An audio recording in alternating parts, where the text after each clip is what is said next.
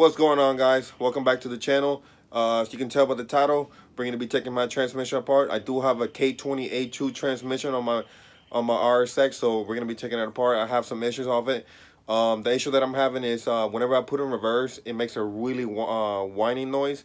But I'm going to worry about that in a separate video. I'm going to go ahead and show you guys how to take your A2 transmission apart step by step, how to remove all the bolts and all the bolts, all the tools you're going to need.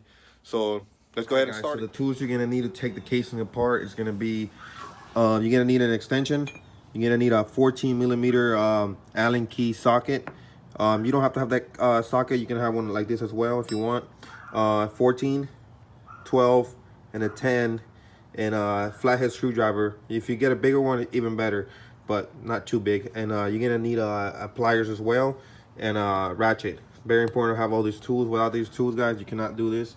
And I usually just use my impact to take everything apart. It's a lot faster for me. So if you do have an impact, it'll make your job a lot easier. So yeah, let me turn the casing over. You're gonna need to put the casing, this part facing down. And all right, so before you turn the casing over, the first thing you're gonna do, you're gonna take this the drain bolt off. The way you're gonna take this drain bolt off, you just get your ratchet and literally just unscrew it. It comes off pretty easy. You just want to make sure there's no fluid in there. That way, when you do take the casing off, there's not going to be fluid all over the floor. So that's going to be your first step you want to do. You're going to remove the 10 millimeter from right here from the shift selector. And the next thing you're going to have to do is going to be the 5/16 that, like I said right here. Very important to remove this one. After you remove this, you're going to go ahead and remove the bracket for the cables. So you're done with this, The next step you're going to have to do is going to be the 12 millimeters all the way around. It's going to be all this. They're all 12 millimeters, so go ahead and get you 12 with the extension. It's a lot easier if you do it with the extension. All right, so.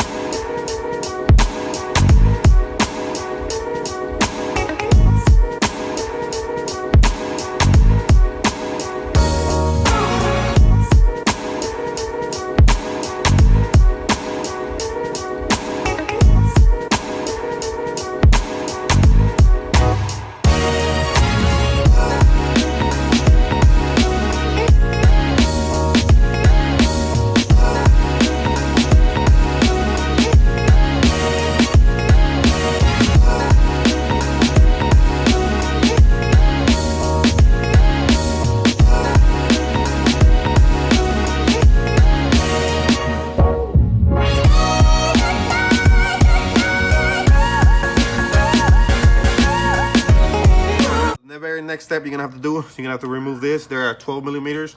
You're gonna need to remove each one. You gotta be real careful when you take them out because there's gonna be a little spring and a little ball inside. You can see the springs inside. There you go. So I'm gonna go ahead and flip it over, and it's gonna be a tiny little balls inside. All right, so when you put this back in, what you wanna do, you literally just drop them in, bring the bolt back in, and just tighten them back. Pretty simple. There you go. All right, so the next one, it's gonna be a 17. I said it was a 14, but I was wrong. So you're gonna remove this in order to take off the casing.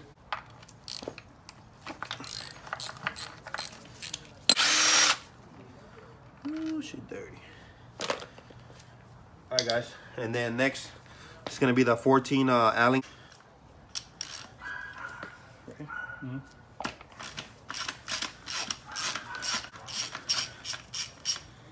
All right, pretty straightforward.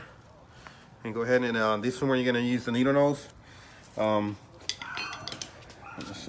This is the one I have, and if you do have a actually needle nose, that'd be a lot better. But I'll go ahead and make this work with this. The next step is gonna be you're gonna need your needle nose pliers. You can use the same ones I have, or you can get actually the one with the needle nose. Like I said, the next step is going to be right here. What you're going to do, you're going to have to open that up. I already did some of the work already. You're going to, it's a little tricky getting this stuff to work. Time is open up. That's why it's better to have a friend when you do this. You're going to go ahead and pry this up. And while you're doing that, it's going to release this right here open, and it's going to let you put the casing up. It's a pretty simple process, but it's a little tricky getting this thing right here to work. Like I said, you have to do this at the same time. You open this up. At the same time that's open, you go and pry the primer, the casing. You pretty much want to do it from here. And you have a little spot right here that will let you pry it up, as you can tell. And you just work your way around. Do not just stay in one spot and keep pushing it because you're going to break the casing. You are going to break the casing because I have broken a casing like that before when I didn't know what to do. So just follow the steps that I said.